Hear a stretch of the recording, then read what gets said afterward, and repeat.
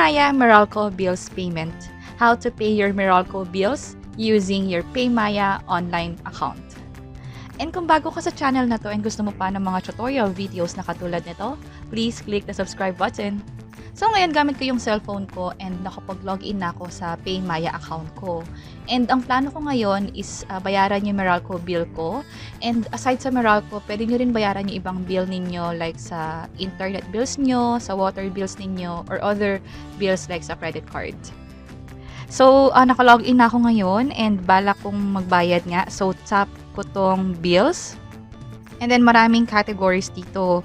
Yung Meralco, nagpo-fall siya under electric utility. And then marami rito yung pwedeng bayaran mo. Meron yung Batangas Electric, meron din yung sa Benguet, and marami pa. So ang gagawin ko, hanapin ko dito yung Meralco, which is ito siya. Tap natin yan. And i-enter ko dito yung customer account number. Yung customer account number, makikita to sa bill ninyo, sa upper portion ng bill ninyo, nakalagay customer account number. And 10-digit yun. So yun yung ilalagay natin dito. And after malagay yung customer account number, ilalagay ko naman dito yung amount na dapat kong ibayad.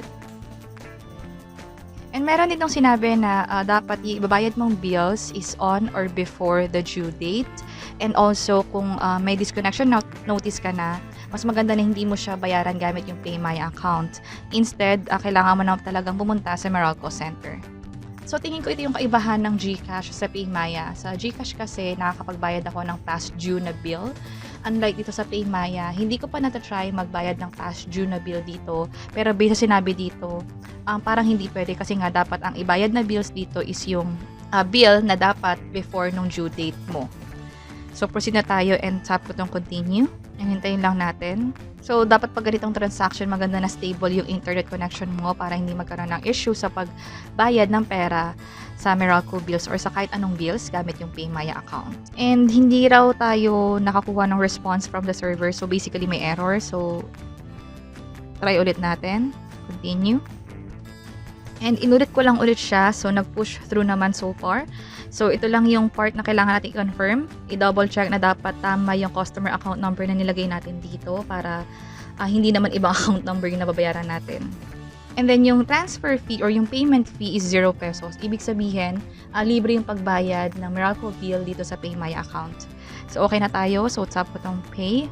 And processing bills payment. So, sabi dito, your transaction will be updated once it's posted on the biller site. And also, may na-receive na rin akong text about this transaction from Paymaya. And sa inyo, just in case na magkaroon kasi ng issue, although hindi pa naman siya sa akin nangyayari in the past, like nabawasan yung pera nyo dito sa Paymaya and also naka-receive na rin kayo ng confirmation sa Paymaya katulad ko. Pero sa side ni Meralco, hindi daw nag-reflect yung payment. Pwede kayong tumawag sa Paymaya para ma-check yung issue and provide yung proof nung transaction na ginawa ninyo. So, kung na-take niyo yung screenshot ng transaction na ginawa ninyo, maganda kasi mapoprovide niyo yun sa Paymaya support.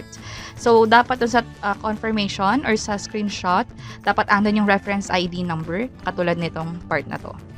And also, based sa experience ko, yung payment sa side ni Meralco is nag-reflect within 1 to 5 banking days. And that's it. Nakatulong ba tong video na to? Please let us know by clicking the like button. And kung may naisip kayong questions or topics na tingin nyo pwede namin i-share online, please let us know by providing a comment below. And ito pa yung mga videos na pwede nyo i-check online. I hope na makatulong to. And this is Lou from Investlibrary. Until next time, bye-bye!